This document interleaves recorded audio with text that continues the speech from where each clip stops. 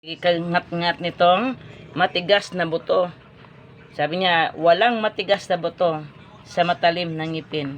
So, yun ang nangyayari. Halos isang taon na itong ginangat niya. Tapos, ang kumakain ng mga debris ng buto ay si Wonder Dog. Yan.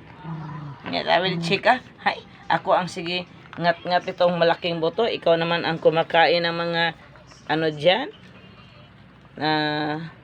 Mga tipaka. Sige na lagod Chika.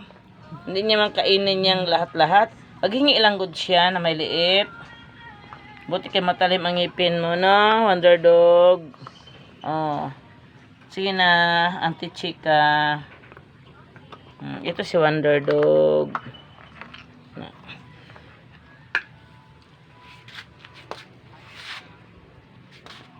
Nag-wait na lang si Wonder Dog.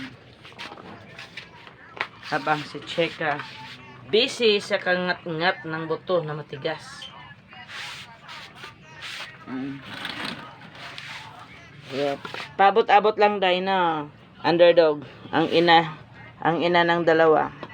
Yan si Moshi. Si Moshi putot. Moshi ship. Aroy day. Moshi ship na yan. Aroroy man yan.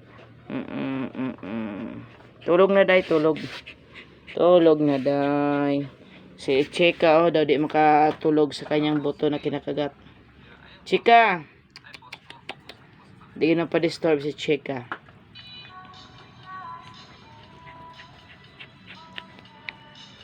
Okay na, Chicks, malambot na, Chicks.